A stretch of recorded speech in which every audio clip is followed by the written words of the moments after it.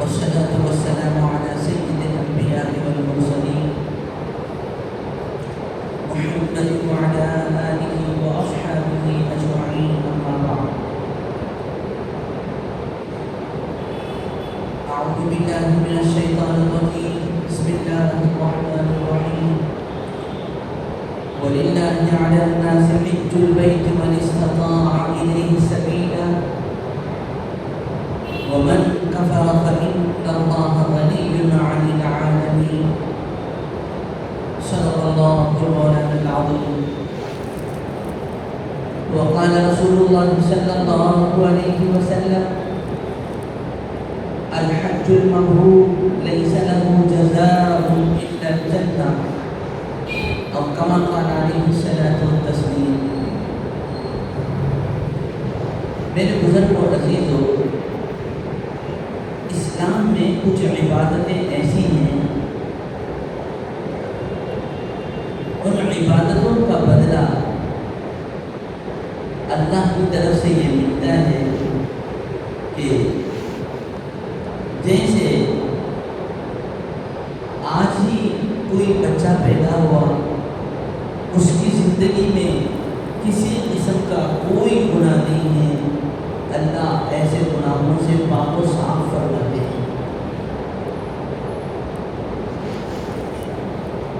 ان میں سے ایک عبادت پچھلے مذہب کو چھوڑ کر کلمہ پڑھ کے مسلمان ہو جانا۔ ایک شخص یہودی ہے، عیسائی ہے، غیر مسلم ہے، کسی اور مذہب کا ماننے والا، اللہ نے توبے کی توفیق دی، کلمہ پڑھا، مسلمان ہو گیا، تو ایسے شخص کا یہ کہا گیا اس کی زندگی کے پچھلے سارے کے سارے اعمال سب معاف ہیں، سارے اعمال معاف ہو جاتے ہیں، جتنے گناہ اس نے کیے تھے سارے گناہوں کو اللہ تعالیٰ معاف فرماتے ہیں۔ اتنی بڑی اہم چیز ہے اسلام۔ 90 سال کا کافر، 100 سال کا کافر اپنے کفر کو چھوڑ کر ایک مرتبہ بھی سچے دل سے کلمہ پڑھ لیا، لا الہ الا اللہ محمد رسول اللہ کی اس نے گواہی دی، اس کے پچھلے سارے زندگی کے گناہوں کو اللہ تعالیٰ معاف کرتے ہیں۔ ایسے ہی ایک اور عبادت حج کی ہے۔ حج صرف حج نہیں ہے بلکہ حج مبرور، حج مبرور کی ہے۔ اللہ کے پیغمبر علیہ الصلوۃ والسلام نے ارشاد فرمایا، جب حاجی اللہ تعالیٰ اس کا حج قبول کرتے ہیں تو اللہ اس کو ایسے بناتے ہیں جیسا کہ وہ آج ہی پیدا ہوا ہے۔ اللہ تعالیٰ حاجی کو ایسے بناتے ہیں کہ جیسے کہ وہ آج ہی پیدا ہوا ہے، پچھلی زندگی کے تمام غلطیوں کو اللہ تعالیٰ معاف کرتے ہیں۔ اسی لیے حکم ہے کہ حاجی جب حج سے واپس آئے، گھر جانے سے پہلے ان سے دعاؤں کی درخواست کرو۔ بہت بڑی عبادت ہے حج، لیکن بزرگوں عزیزوں، نفس حج نہیں ہے بلکہ حج کے لیے کہا گیا حج مقبول چاہیے، حج مقبول چاہیے۔ حج مقبول کے لیے بہت ساری شرائط ہیں۔ کسی عبادت کا کرنا کافی نہیں ہے، وہ عبادت اللہ کے نزدیک قابل قبول ہو، یہ ضروری ہے۔ نماز پڑھنا کافی نہیں ہے، یہ نماز اللہ کے نزدیک قبول ہو جائے ضروری ہے۔ یہی مسئلہ روزے کا ہے، یہی مسئلہ اللہ کے راستے کی محنت کا ہے۔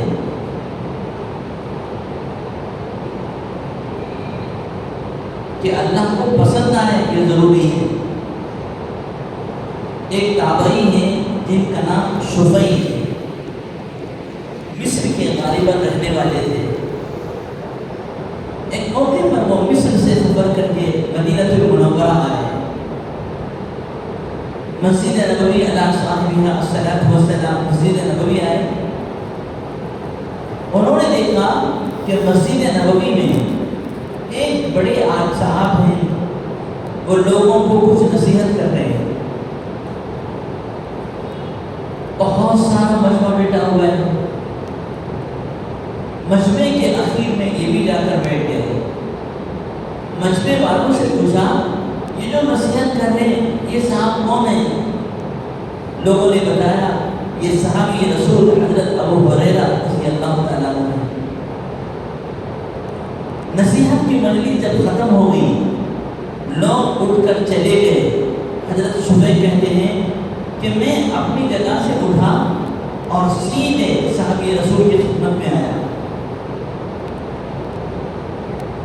میں نے ان سے آ کے کہا کہ بہت دور سے آیا ہوں، اس لیے مجھے کوئی ایک حدیث اللہ کے نبی علیہ الصلوۃ والسلام کی ایک بات، ایسی بات آپ مجھے سنائیں جس بات کو آپ نے سنا بھی ہے سمجھا بھی ہے۔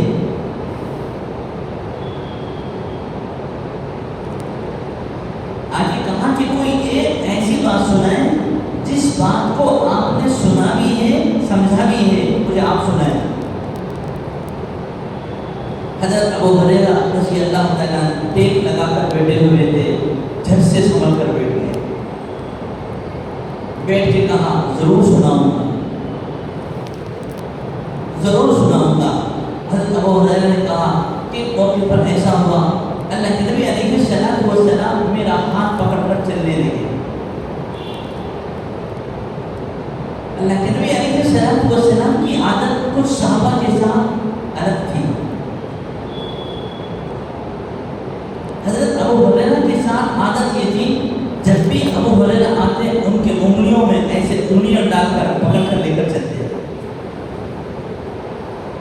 انگلیوں میں ان کے ایسے انگلیاں ڈالتے لے کر پکڑ کر چلتے۔ کبھی تو ایسا ہوتا راستے میں آ رہے ہیں تو ان کے ہاتھ کو ایسے پکڑ کر ساتھ چلے۔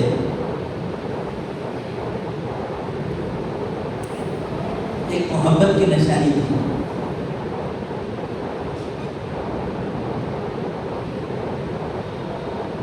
ایک صحابی ہیں حضرت ابو ذر غفاری، جب بھی وہ آتے بڑی عمر کے تھے، حضور جھٹ سے کھڑے ہو کر ان سے معانقہ کرتے تھے، ان سے مسافہ نہیں، جب بھی آتے ان سے معانقہ کرتے تھے۔ ایک صحابی ہیں جریر بن عبداللہ بجلی، جب بھی یہ حضور کی خدمت میں آتے آپ ان کو دیکھ کر مسکراتے۔ تو حضرت ابو ہریرہ کہنے لگے اللہ کے نبی علیہ الصلوۃ والسلام نے میرے ہاتھ کو پکڑا، ہاتھ کو پکڑ کر چلے، حتیٰ کہ ہم ایک مقام میں پہنچے، ایک مقام میں پہنچنے کے بعد اللہ کے پیغمبر علیہ الصلوۃ والسلام نے مجھے یہ حدیث سنائی۔ یہ کہہ کر حضرت ابو ہریرہ رضی اللہ تعالیٰ عنہ پر اتنا رونا آیا، روتے روتے قریب تھا کہ وہ گر جائے۔ حضرت شفیع کہتے ہیں میں آگے بڑھا، جا کے ان کو سنبھال لیا۔ جب ان کو اپنے رونے پر کچھ قابو ہوا، پھر انہوں نے سنایا کہ اللہ کے پیغمبر علیہ الصلوۃ والسلام نے ارشاد فرمایا۔ اتنا کہا، اتنا کہنے کے بعد پھر ان کو رونا آیا، ہچکیوں پر رونے لگے، پھر سمجھ گئے، پھر تیسری مرتبہ فرمایا اللہ کے نبی علیہ الصلوۃ والسلام نے سنایا، اتنا روئے کہتے ہیں کہ گر گئے روتے روتے۔ میں اٹھایا بٹھایا، کہا کہ جب تیسری مرتبہ جب سمیت سمجھی، فرمایا ابو ہریرہ سنو، قیامت کے میدان میں ساری کی ساری انسانیت اللہ رب العزت کے سامنے حساب و کتاب دینے کے لیے جمع ہوں گے، سب کے سب لوگ اپنے گھٹنوں کے بل بیٹھیں گے، ایک آدمی تحیات میں نہیں بیٹھ سکتا، گھٹنوں کے بل بیٹھ کر ایڑیوں پر بیٹھتا ہے. ایسے گھٹنوں کے بل لوگ بیٹھے رہیں گے، اللہ کی طرف تجلی کی طرف ایسے دیکھتے ہوں گے. پورے میدان محشر میں اللہ تعالیٰ سب سے پہلے 3 آدمیوں کو بلائیں گے. سب سے پہلے اللہ رب العزت 3 آدمیوں کو بلائیں گے. ان میں سے ایک وہ شخص ہوگا جسے اللہ نے دین کا علم عطا فرمایا. ایک وہ شخص ہوگا جسے اللہ نے دولت عطا فرمائی. ایک وہ شخص ہوگا جسے اللہ تعالیٰ نے خوب دین کی محنت کی توفیق عطا فرمائی، صحت دی، صلاحیت عطا فرمائی. یہ تینوں کو بلائیں گے. یہ تینوں کو بلا کر اللہ تعالیٰ اپنے احسان کو پر جتائیں گے. پہلے سے کہیں گے کہ فلاں نے، کیا میں نے تجھ پر اپنا انعام نہیں کیا؟ وہ علم جسے میں نے انبیاء علیہ السلام کو دیا تھا، کیا میں نے تجھے عطا نہیں فرمایا؟ تو نے اپنے اس علم کا کیا کیا؟ دوسرے سے کہیں گے کہ فلاں نے، کیا میں نے تجھے دولت عطا نہیں فرمائی؟ میں نے تجھے اتنا ایسا حال نہیں بنایا، تیری ساری خواہشیں ضرورتیں پوری ہو جاتی تھی، کبھی تجھے اپنی ضرورت پوری کرنے کے لیے دوسرے کے سامنے ہاتھ پھیلانے کی ضرورت نہیں آئی. میں نے اتنی دولت تجھے نہیں عطا فرمائی، تو نے میری اس دولت کو لے کر کیا کیا؟ تیسرے سے کہیں گے کہ فلاں نے، کیا میں نے تجھے دین کی خدمت کی توفیق نہیں دی؟ دین کی خدمت کی توفیق نہیں دی؟ تجھے طاقت دیا تھا، صلاحیتیں دی تھی، تجھے دین کے کاموں کے ذمہ دار بنایا تھا، بتا تو نے کیا کیا؟ سب سے پہلے میدان محشر میں ان 3 سے سوال ہوگا. تینوں یہ جواب دیں گے، اللہ آپ نے یہ سب چیزیں عطا فرمائی تھی، ہم نے خوب محنت کی، ہم نے بھی عمل کیا، تیرے بندوں پر بھی خوب ہم نے خدمت کی. علم والا کہے گا میں قرآن پڑھا تو تیرے بندوں کو بھی پڑھایا، فلانے کو پڑھایا. دولت والا کہے گا اس دولت کو میں نے بھی استعمال کیا، تیرے بندوں پر میں نے خوب خرچ کیا. محنت والا کہے گا میں نے دن رات تیرے دین کی محنت کی ہے، میں نے اپنی قربانیوں کو، اپنے آرام کو، سب چیزوں کو چھوڑ کر دن رات میں نے محنت کی ہے. اللہ تعالیٰ ان کے جواب کو سن کر کہیں گے تم جھوٹ کہتے ہو. پورے محشر کے فرشتے کہیں گے کہ تم جھوٹ کہتے ہو.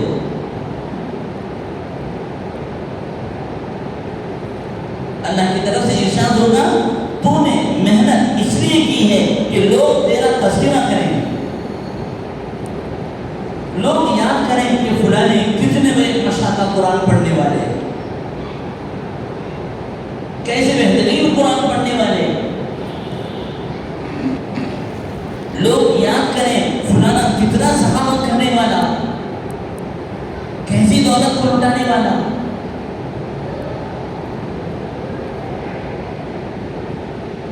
تیسرے سے کہیں گے کہ تو نے اس لیے خدمت کیا تھا کہ لوگ کہیں کہ کیا خدمت کرنے والا ہے، صبح شام یہ دین کی محنت کرتا ہے.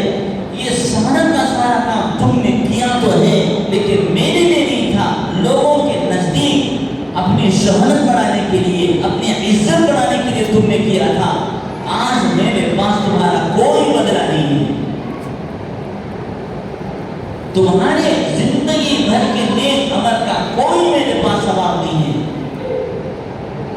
فرشتوں سے حکم ہوگا فرشتوں پکڑو ان کو، منہ کے بل پیر پکڑ کر منہ کے بل گھسیٹتے ہوئے لے جا کے جہنم میں ڈالیں. جہنم کی آنکھ سے بھڑکے گی. اللہ کے نبی علیہ السلام نے یہ حدیث سنا کر حضرت ابو ہریرہ کے پیر پر آہستہ ایسے مارا، کہا کہ ابو ہریرہ یہی وہ 3 شخص تو ہیں جو سب سے پہلے جہنم میں ڈالے جائیں گے. میرے بزرگوں عزیزوں، کسی بھی عمل کے لیے سب سے پہلے اولین شرط یہ ہے اخلاص کا ہونا. کسی بھی عمل کے لیے بالکل اولین شرط ہے اخلاص کا ہونا. اگر اللہ کے علاوہ اس کے غیر کو راضی کرنے کا تھوڑا سا بھی جذبہ پیدا ہو گیا، وہ عمل اللہ کے نزدیک مردود ہو جائے گا، چاہے وہ عمل حج کا ہی کیوں نہ صحیح. اتنا بڑا ثواب کہ سارے گناہوں کو اللہ نے ایک وقت معاف کر دیا. زندگی میں گناہ کے نام کی کوئی چیز نہیں ہے، اتنا عمل بھی کیوں نہ صحیح، اگر اس میں ایک رتی برابر بھی اگر غیر اللہ کا ارادہ ہے، اللہ کے نزدیک کچھ قبول نہیں ہوگا.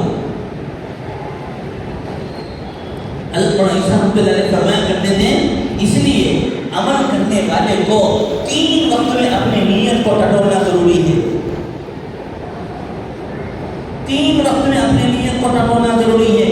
کوئی بھی عمل کرے، سب سے پہلے عمل شروع کرنے سے پہلے یہ دیکھیں کس کے لیے کر رہے ہیں. نماز پڑھنے کے لیے آئے، حج کرنے کے لیے گئے، اللہ کے راستے کی نقل و حرکت ہے. کوئی بھی بڑا سا کام، کوئی بھی چھوٹا سا کام ہو، حضرت فرماتے تھے سب سے پہلے یہ دیکھنا ہے کہ ہم کرتے کس کے لیے ہیں، کرتے کس کے لیے ہیں. اور دوسری چیز فرماتے تھے کہ عمل کے درمیان میں آدمی کو اپنے نیت کا جائزہ لینا ہے کہ یہ جو عمل ہو رہا ہے ہمارا کس کے لیے ہے. اور فرماتے تھے تیسری چیز، عمل کے ختم ہونے کے بعد ہر عمل کے آخر میں استغفار کا حکم ہے. نماز کے آخر میں بھی استغفار کا حکم ہے. عمل ختم ہو گیا، اب آ کر دیکھنے کی ضرورت ہے یہ عمل کس کے لیے ہوا، یہ عمل کس کے لیے ہوا. تو میرے بزرگوں عزیزوں، انسان زندگی بھر کی عبادتیں چھوٹی ہوں بڑی ہوں کسی بھی قسم کی ہوں، اگر ان عبادتوں میں اگر اللہ کے ساتھ کسی کو بھی اس نے راضی کرنے کا جذبہ بنا لیا، وہ عبادتیں اللہ کو بالکل پسند نہیں. اتنی غیرت والی ذات اللہ کی ہے،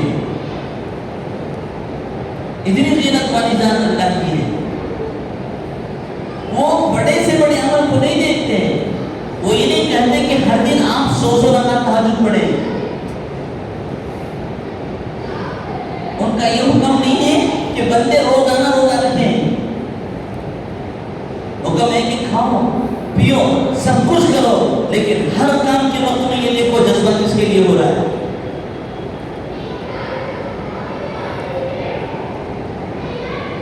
اور پھر میرے بزرگوں عزیزوں، میرا کام صرف اللہ کے لیے ہے، اس کی نشانی کیا ہے؟ ہم جو کام کر رہے ہیں یہ سارا کا سارا کام صرف ایک اللہ کے لیے ہے. نشانی کیا ہے؟ فرمایا اس کی نشانی یہ ہے کہ آدمی کسی تعریف کرنے والے کے تعریف سے بھی متاثر نہیں ہوتا، کسی برائی بیان کرنے والے کے برائی کی طرف کام ہی نہیں لگاتا. کسی تعریف کرنے والے تعریف کی وجہ سے وہ آدمی خوش بھی نہیں ہوتا، اور کسی برائی بیان کرنے والے کے برائی کی وجہ سے اس کی طرف کام بھی نہیں لگاتا. کہا کہ جب کبھی دل میں جذبہ پیدا ہوا کسی کی تعریف کی بنیاد پر طبیعت بے حد خوش ہو رہی ہے، کسی کی برائی کی وجہ سے، برائی کرنے کی وجہ سے دل رونا شروع ہوا، نشانی اس بات کی ہے کہ اخلاص کی کمی ہے. کیونکہ میرے بزرگوں عزیزوں یاد رکھنا ہے، اللہ تعالیٰ بندوں کے اعمال کا امتحان لینے کے لیے ایسے حالات ڈالتے ہیں. بندوں کے اعمال کا امتحان لینے کے لیے ایسے حالات ڈالتے ہیں،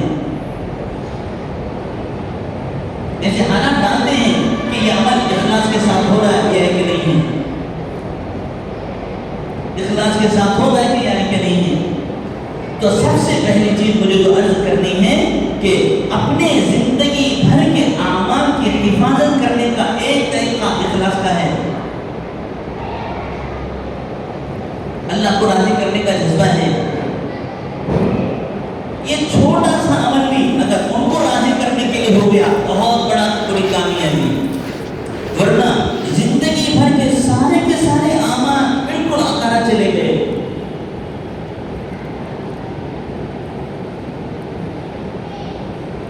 دوسری چیز، اعمال کی حفاظت کے لیے ہم جو کام کر رہے ہیں ہمارے اعمال کی حفاظت کے لیے میں نے عرض کیا پہلی چیز تو اخلاص کی ہے. اعمال کی حفاظت کے لیے دوسری چیز کا حکم دے دیا گیا اپنے ساتھیوں کے ساتھ اچھا گمان. گھر میں اپنے بچوں کے ساتھ گھر والوں کے ساتھ اچھا گمان، اپنے دوست احباب کے ساتھ اچھا گمان. اللہ کے نبی علیہ السلام نے ایک موقع پر ارشاد فرمایا ایاکم والظن فإن الظن أكذب الحديث. لوگوں یاد رکھنا اپنے ساتھیوں سے بدگمان بننے سے بچو، کیونکہ بدگمانی کی نقد سزا اسی دنیا میں یہ ملتی ہے، دل ٹوٹ جاتے ہیں. بدگمانی کی نقد سزا اسی دنیا میں اللہ یہ دیتے ہیں، دل ٹوٹ جاتے ہیں. اور پھر جس قوم کے دل آپس میں ٹوٹ گئے وہ قوم اللہ کی مدد سے محروم ہو جاتی ہے. کوئی وظیفہ کوئی حال اس قوم کو اللہ کی مدد کے مستحق نہیں بناتا. کوئی وظیفہ اس کو مستحق نہیں بناتا. اس لیے فرمایا گیا ہر ساتھی کے ساتھ اچھا گمان. بخاری کی روایت ہے حضرت ابو ہریرہ رضی اللہ تعالیٰ عنہ نے ارشاد فرمایا اللہ کے پیغمبر علیہ السلام نے ایک موقع پر خود نصیحت فرمائی. آپ نے فرمایا اللہ کے بندو سنو، لا تحسسوا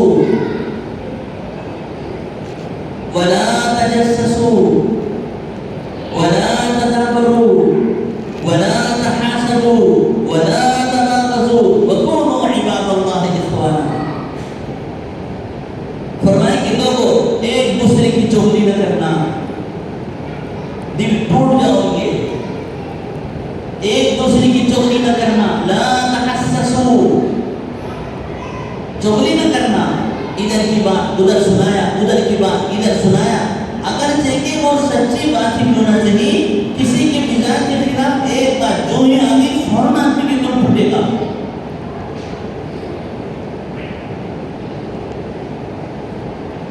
بلکہ حدیث میں یہاں تک حکم ہے دو آدمیوں کو آپس میں جوڑنے کے لیے کچھ ایسی ویسی محبت کی باتیں اپنی طرف سے بناوٹی بھی سناؤ، کوئی حرج نہیں.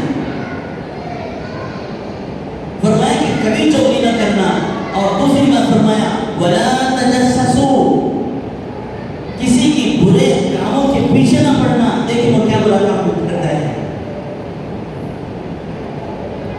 فرمایا کہ اللہ کے بندو اگر تم اللہ کے بندوں کی برائی کے پیچھے پڑو گے اللہ تمہاری برائی کے پیچھے پڑ کے سب کے سامنے رسوا شرمندہ کرے گا.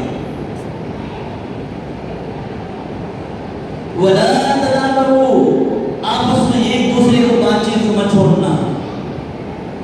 ولا تدابروا، ایک دوسرے کی بات چیت کو نہ چھوڑنا. حدیث میں اللہ کے نبی نے ارشاد فرمایا کہ مقدس راتیں شب قدر کی ہیں، شب برات کی ہیں، جو مقدس راتیں آتی ہیں، ایسی مقدس راتوں میں بھی لوگ وہ دو آدمی جو آپس میں کسی وجہ سے بات چیت ان کی بند ہو گئی، یہ صاحب ان سے بات نہیں کرتے، وہ صاحب ان سے بات نہیں کرتے، کہاں ایک دن گزر گیا کوئی حرج نہیں. ہو سکتا ہے غصے کی وجہ سے بات نہ کی، اور 2 دن گزر گئے کوئی حرج نہیں. ہو سکتا ہے غصہ ہو. 3 دن گزر گئے اگر اب بھی بات چیت نہیں ہوئی، ایسے مقدس راتوں میں بھی اگر یہ دونوں مر گئے دونوں جہنمی ہوں گے، دونوں کے دونوں سیدھا جہنمی ہیں.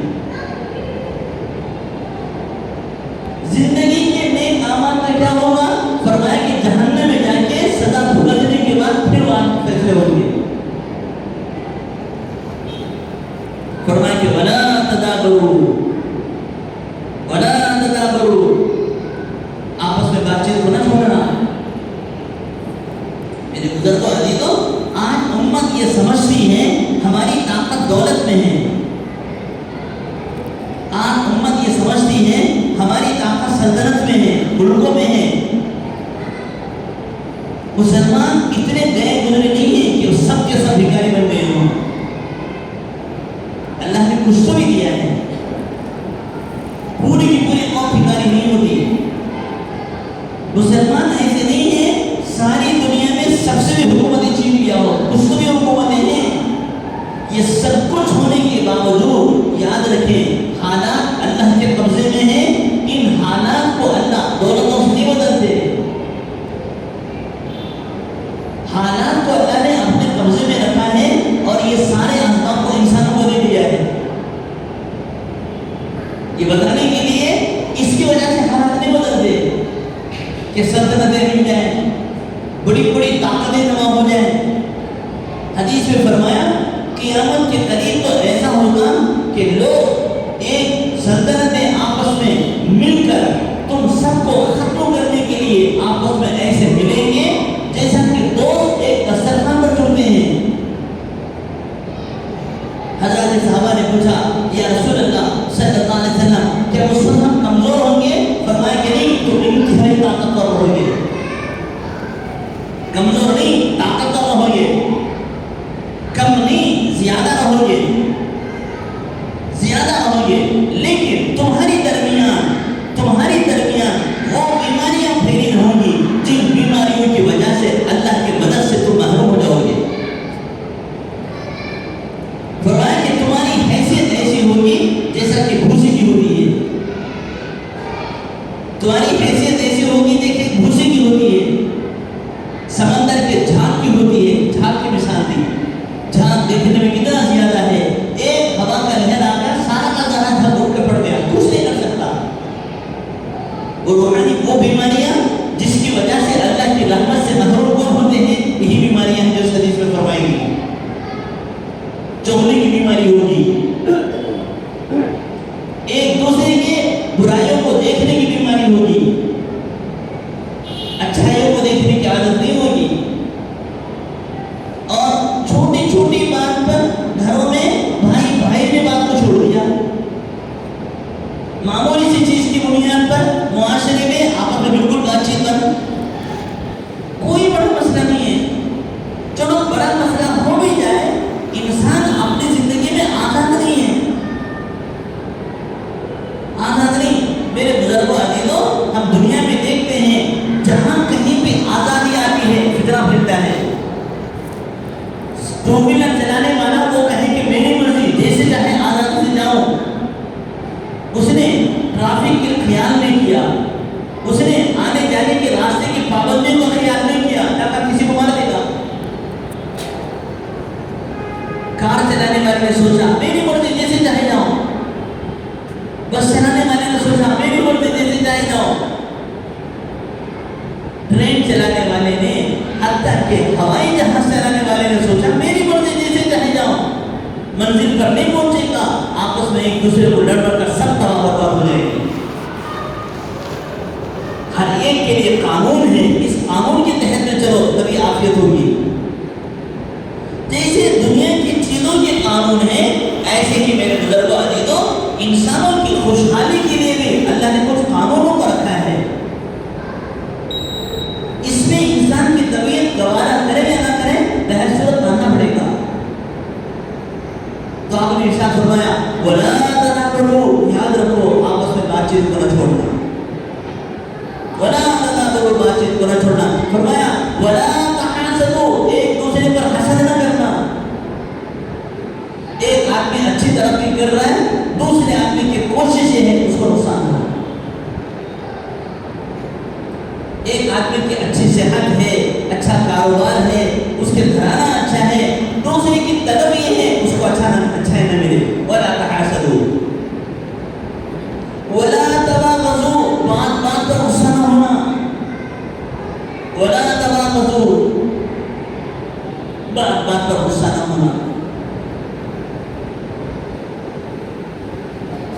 وَكُونُوا عِبَادَ اللَّهِ إِخْوَانًا، اللہ کے بندو بھائی، اللہ نے تم سب کو ایک ماں اور ایک باپ سے پیدا کیا ہے، ایک ماں اور ایک باپ سے پیدا کیا ہے، تم سب کے سب آدم علیہ السلام اور حضرت حوا کی اولاد ہو۔ اس کے بعد اللہ نے جو خاندانوں کو بتایا وہ صرف آپس کی پہچان کے لیے، ورنہ ساری کی ساری انسانیت ایک ماں باپ کی اولاد، فرمایا جیسے ایک ماں باپ کی اولاد رہتے ہیں، قیامت کے میدان میں ایسے ہی بن کر تم میرے پاس آنا۔ آپ نے ارشاد فرمایا لا ترجعوا بعدی کفارا، فرمایا کہ لوگوں، آپ نے فرمایا میں دنیا سے جا رہا ہوں، میرے بعد دین کو چھوڑ کر کافر نہ بننا۔ کیا مطلب؟ دینی احکامات کو انکار کرنے والے نہ بننا۔ تو میرے بزرگوں عزیزوں، مسلمانوں کی سب سے بڑی طاقت آپس کی دلوں کی محبت میں ہے، دلوں کے جوڑ میں ہے۔ دلوں کے جوڑ پیدا ہونے کے لیے کہا دیا گیا ایک دوسرے کے ساتھ اچھا گمان ہے، اچھا گمان ہے۔ کہاں اگر خدا نہ خواستہ کسی سے غلطی نظر آئی، اسلام دیکھیے کہاں تک سکھاتا ہے، کسی سے کوئی غلطی نظر آئی، سب سے پہلے اپنے کو سمجھانے کی کوشش کرو، میری سمجھ کی غلطی ہے، اس سے غلطی نہیں ہوئی۔ حضرت عیسیٰ علیہ السلام نے ایک شخص کو دیکھا چوری کر رہا تھا، ایک شخص کو دیکھا چوری کر رہا تھا۔ آپ نے اس سے کہا کہنا کہ وہ چوری کر رہے ہو، اس نے جھٹ سے کہا میں نے کہاں چوری کی، آپ نے غلط دیکھا ہے۔ حضرت نے فرمایا تم سچ کہتے ہو سکتا ہے میں نے غلط دیکھا ہے۔ حضرت مولانا رحمۃ اللہ علیہ فرمایا کرتے تھے دعوت برائیوں کو دیکھنے کا نام نہیں ہے، دعوت خوبیوں کے دیکھنے کا نام ہے۔ اللہ کے نبی علیہ الصلوۃ والسلام نے ایک ایک صحابی کی خوبیوں کو دوسروں کو بتایا، فرمایا کہ یہ ابو بکر ہے، ابو بکر کا یہ مقام ہے، یہ عمر ہے، عمر کا یہ مقام ہے۔ ان کی غلطیوں کو نہیں بتایا، جبکہ جانتے ہیں عمر غصے والے، عمر غصے والے، آپ نے ان کے غصے کا ذکر نہیں فرمایا، آپ ان کے فضائل کو بتا رہے ہیں، آپ نے ان کے فضائل کو بتاتے ہوئے فرمایا عمر کو اللہ نے وہ طاقت دی ہے، اگر میرے بعد نبوت کا سلسلہ ہوتا، عمر کے اندر وہ ہوتا، عمر نبی بن سکتے تھے، لیکن میرے بعد نبی کوئی نہیں ہے۔ حضرت عثمان غنی کے فضائل بتائے، ایک صحابی حضرت علی سے ناراض رہتے تھے، کسی وجہ سے ناراض رہتے تھے، آپ نے ان سے فرمایا ابو برزا کیا میں جس سے محبت کرتا ہوں تم نہیں کرتے؟ کہا کہ حضور ضرور کروں گا۔ فرمایا اگر ایسی بات ہے علی سے محبت رکھو۔ صحابہ کے فضائل دوسرے صحابہ کو سنائیں، ان کی برائیوں کو نہیں لائے، ان کے فضائل کو سنا رہے ہیں کہ جب امت ایک دوسرے کی خوبیوں کو لینے والی بنے گی تو پھر ان کی صلاحیتوں سے فائدہ اٹھائے گی اور ان میں آپس میں دلوں میں محبتیں پیدا ہوں گی، جوڑ پیدا ہو جائیں گے۔ اور اگر بجائے خوبیوں کے نفرتوں کو دیکھنے والی، برائیوں کو دیکھنے والی بنے گی، بجائے ان سے فائدہ اٹھانے کے ان سے دور بھاگے گی۔ مٹھی بھر کے جو مسلمان ہوتے ہیں انہیں کے آپس میں ٹکڑے ٹکڑے ہو جائیں گے، نقد سزا یہ ہوگی اللہ کی رحمت سے مایوس ہو جائیں گے۔ چنانچہ فرمایا اگر کسی سے کوئی غلطی ہوتے ہوئے بھی دیکھو، اپنے آپ کو سمجھاؤ کہ مجھ سے میں نے غلطی نہیں کیا۔ اگر واقعی کسی نے غلطی کیا بھی، آپ سنیے، اگر واقعی کسی نے غلطی کیا بھی، بڑی عجیب بات مولانا عیسیٰ رحمۃ اللہ علیہ فرمایا، بڑی عجیب بات ہے۔ مرکز نظام الدین میں حیات الصحابہ کی تعلیم میں حضرت نے فرمایا تھا، حضرت مولانا شاہ صاحب نے مولانا عیسیٰ رحمۃ اللہ علیہ کے حوالے سے ایک بڑا لمبا تھوڑا قصہ سنایا۔ کہاں کہ دیکھیے بیت اللہ، کعبۃ اللہ اللہ کا گھر ہے، کعبۃ اللہ اللہ کا گھر ہے، کعبے میں جو بھی جاتا ہے وہ امن والا، مکے میں لڑائی کرنا جائز نہیں، انسان کو ستانا جائز نہیں، جانور کو ستانا جائز نہیں، بلکہ کسی جھاڑ کو کاٹنا جائز نہیں۔ انسان جانور تو دور کی بات درخت کو نہیں کاٹ سکتے، سے حکم ہوا کہ 10,000 صحابہ کو لے کر مکہ جائیں. اب مکے کے اندر سے کفر کو ختم کرنا ہے. ایک صورت تو یہ ہے اگر اللہ کے پیغمبر علیہ السلام 10,000 صحابہ کو لے کر جائیں, مکے والوں کو معلوم ہو جائے, لڑائی کے لیے تیار ہو جائیں گے. وہ تو کافر ہیں, ان کو کیا معلوم ہے اتنا زیادہ ادب اور احترام کا کیا خیال کریں گے. اس لیے آپ نے کوشش یہ کی 10,000 کو لے کر جانا ہے, مکے کے کسی آدمی کو کان خبر نہیں ہونا ہے, اس وجہ سے کہ لڑائی نہ ہو مکے میں. ہر طرف سے آپ نے ناکہ بندی فرمائی, کہیں بھی جانے نہیں دیا. پورے رازداری کے ساتھ مکے سے جا رہے ہیں, وہ مدینے سے جا رہے ہیں مکے پر. لڑائی نہ ہو, کسی قسم کا جھگڑا نہ ہو. ایک دن آپ یہی تیاریاں چل رہی تھی. ایک دن آپ آئے, 4 صحابہ کو بلایا, حضرت علی کو بلایا, حضرت زبیر کو بلایا, حضرت مقداد بن اسود کو بلایا. یہ 3 صحابہ یقینی ہیں, ان کو بلا کے فرمایا تم ابھی گھوڑوں پر سوار ہو کر انتہائی تیز رفتاری کے ساتھ جاؤ. مقام خاص مکہ اور مدینے کے درمیان جگہ ہے, وہاں ایک عورت اونٹنی پر بیٹھ کر جا رہی ہے, یہاں کی کچھ راس لے کر مکہ جا رہی ہے, اس کو پکڑ کے آؤ. یہ تینوں چاروں صحابہ سر پر دوڑتے ہوئے گئے. اللہ کے پیغمبر نے جس جگہ کہا تھا وہ اسی جگہ وہ جا رہی تھی. اونٹنی پر تھی, اونٹنی پر حوض تھا, بیٹھنے کی جگہ بڑی ہوئی تھی. وہ عورت تیزی کے ساتھ جا رہی تھی. تینوں صحابہ اس کے 4 صحابہ گئے, جا کے کہا تیرے پاس ہمارے جو راز ہیں وہ دے. لگا کہ کچھ نہیں میرے پاس, دیکھ لو. ان صحابہ نے اونٹنی کو بٹھایا, اونٹنی کو بٹھایا. یہ بخاری کی روایت ہے, مولانا یوسف رحمۃ اللہ علیہ کو اس کے ساتھ سنایا کرتے تھے پرانے ساتھیوں میں. اونٹنی کو بٹھایا, اونٹنی کو بٹھانے کے بعد تلاش کیا, سامان کو تلاش کیا, پورا تلاش کیا, کہیں کچھ نہیں ملا. ان کو تعجب ہوا. حضرت علی کہتے ہیں کہ میں نے اس عورت سے کہا کہ دیکھ, اللہ کے پیغمبر کی بات جھوٹی نہیں ہو سکتی, اللہ اس کے رسول کی بات تو جھوٹی ہو ہی نہیں سکتی. یا تو وہ راز کی چیز ہم ہی دے, ورنہ تجھے ہم سب کے سامنے ننگا کر دیں گے. جو یہ سننا تھا گھبرا گئی. اس نے ایک لمبے سے کاغذ کو مدر کر اپنے چوٹی کی بالیوں میں رکھ کے یہ بنا رہی تھی. اس چوٹی کو کمر میں رکھ کے اوپر سے کپڑے کو باندھ دی تھی.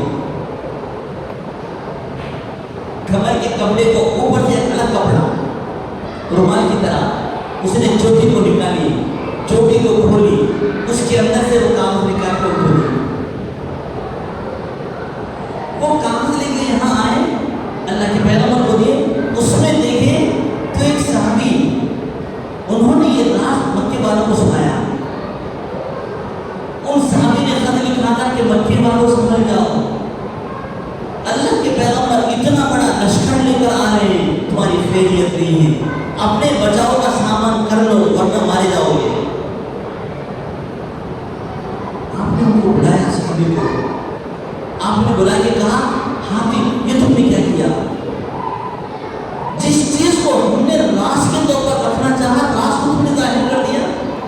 میرے بزرگوں عقیدہ آج بھی ایک حکومت کا راز کوئی جاسوس دوسری جگہ پہنچ جاتا ہے, سولی سے کم اس کی سزا نہیں ہے. سولی بھی اتنا آسانی کے ساتھ دے کر نہیں ماریں گے. یہ پورے کے پورے راز تھے. آپ نے کہا کہ یہ تم نے کیوں کیا؟ حضرت عمر نے جھٹ سے تلوار نکالا, کہا کہ یا رسول اللہ آپ حکم دیں, ابھی میں ان کی گردن کو کاٹ دوں. انہوں نے کہا, حضرت حاتم نے کہا کہ یا رسول اللہ پہلے میرے آپ بات سن لیں, اس کے بعد آپ جو چاہیں میرے ساتھ کریں.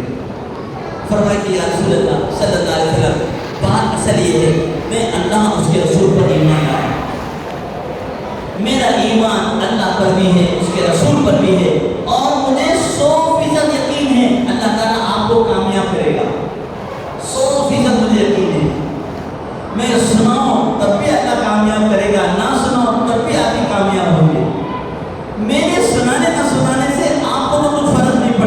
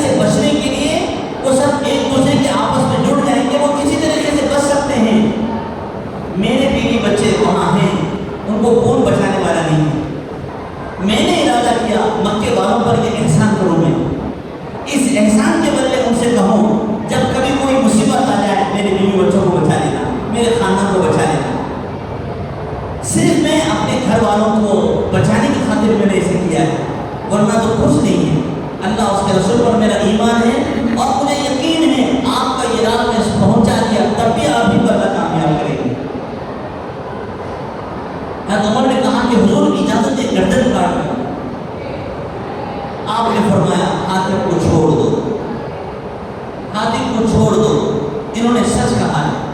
حضرت عمر نے کہا یا رسول اللہ انہوں نے خیانت کی ہے۔ حضرت عمر کہہ رہے ہیں انہوں نے خیانت کی، بہت بڑی غلطی ہے۔ اس موقع پر اللہ کے پیغمبر نے جو بات یاد دلائی، قیامت تک آنے والی امت کو نسل کو یاد رکھنا ہے، یہی حضرت مولانا صاحب نے فرمایا کرتے تھے۔ آپ نے عمر سے کہا کہ عمر تمہیں معلوم نہیں ہے کتنے پرانے صحابی ہیں، یہ پرانے قربانی دینے والے بدری صحابی ہیں، یہ بدری صحابی ہیں، اسلام کے ایسے موقع پر، نازک موقع پر ساتھ دینے والے ہیں، اس وقت میں کوئی ساتھ دینے والا نہیں تھا۔ اور ان بدری صحابہ کو یہ انعام ملا ہے، ان بدری صحابہ کو یہ انعام ملا ہے، جو چاہے کرو، اللہ نے تمہاری ساری غلطیوں کو معاف کر دیا۔ حضرت مولانا صاحب نے فرمایا کرتے تھے واقعی جب ساتھیوں میں کوئی واقعی غلط نظر آ جائے، ان کی پچھلی قربانیوں کو یاد کرے۔ گھر میں اگر کسی بڑوں سے غلطی ہو جائے، چھوٹا سا بڑے کو طرف سے نہیں کر سکتا کہ تم نے غلطی کی ہے، حجی کی غلطی برابر نہیں ہوگی، ان کی قربانیوں کو یاد کرے۔ تو میرے بزرگوں عزیزوں، امت کو آپس میں ان کے اعمال کو باقی رکھنے کے لیے دوسری چیز کی جو نصیحت اس امت کو کی ہوئی وہ یہ ہے ایک دوسرے کے ساتھ اچھا گمان رکھے۔ شوہر اپنے گھر والوں کے ساتھ اچھا گمان رکھے، بھائی اپنے بھائی کے ساتھ اچھا گمان رکھے، بھائیوں میں محبتیں قائم ہوگی۔ وہ غلطیاں چھوٹی موٹی ہوتی رہتی ہیں، ان کو نظر انداز۔ جب کبھی کسی کی کوئی ایسی غلطی نظر آ جائے، اس کی پچھلی قربانیوں کو یاد کرے۔ جب کبھی کسی کی کوئی غلطی نظر آ جائے، پچھلی قربانیوں کو، اس غلطی کو یاد رکھ کر بھائی کو تانا دینا یہ انصاف کی بات نہیں ہے۔ خاندان کے اندر مضبوطی اسی وقت میں آتی ہے جب آپس میں اچھا گمان ہوتا ہے۔ ساتھیوں میں مضبوطی اسی وقت میں آتی ہے جب آپس میں اچھا گمان ہوتا ہے، اچھا گمان ہوتا ہے۔ اس امت کو حکم دے دیا کہ اچھا گمان کرو، بقیہ ان کی غلطیاں تو وہ پوچھیں گے، ہم اس کی ذمہ دار نہیں۔ قبر میں سوال ہم سے ہمارے گناہوں کے بارے میں ہوگا، دوسروں کی غلطیوں کے بارے میں نہیں ہے۔ اگر واقعی کسی کی کوئی غلطیاں ہیں ان کے لیے دعائیں کریں۔ اس لیے میرے بزرگوں عزیزوں یاد رکھیں، زندگی بھر کے ہم جو اعمال کرتے ہیں، ان اعمال کو باقی رکھنے کے لیے یہ دو شرطیں ہیں۔ سب سے پہلی شرط اپنے عمل میں اخلاص کو پیدا کرنا، اپنے عمل میں اخلاص کو پیدا کرنا۔ ہم جو بھی کر رہے ہیں اللہ کے لیے کر رہے ہیں، جو بھی لینا ہے اللہ سے لینا ہے، آخرت میں لینا ہے، بس وہ دیں گے ہم کو، یہ دنیا والے کیا دیں گے۔ اخلاص کے آزمائش کے لیے اللہ حالات ڈالتے ہیں، تعریف کرنے والے بھی آئیں گے، برائی کرنے والے بھی آئیں گے۔ اللہ کو دیکھنا یہ ہے کام میں کتنا جم کے رہتے ہیں۔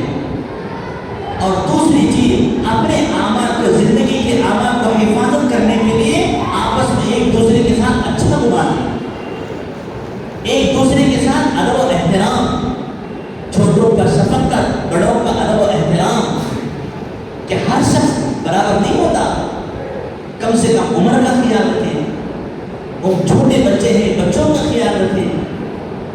یہ چیزیں امت کو سکھائی گئی۔ آپ نے فرمایا حجۃ الوداع میں فرمایا کہ لوگوں یاد رکھو فَإِنَّ دِمَاءَكُمْ وَأَمْوَالَكُمْ وَأَعْرَاضَكُمْ حَرَامٌ عَلَيْكُمْ كَحُرْمَةِ يَوْمِكُمْ هَذَا۔ لوگوں تمہاری جانیں، تمہارا مال، تمہاری عزتیں، کوئی شخص ایک دوسرے کی جان سے کھیل نہیں سکتا، کوئی شخص ایک دوسرے کے مال سے کھیل نہیں سکتا، کوئی شخص ایک دوسرے کی عزت سے کھیل نہیں سکتا۔ اللہ نے ان سب چیزوں کو حرام کر دیا ہے، جیسا کہ مکہ المکرمہ حرام بلد الحرام ہے۔ میرے بزرگوں عزیزوں، اس لیے قدم قدم پر آدمی کو اپنی نیتوں کو ٹٹولنا ہے۔ قیامت کے قریب آنے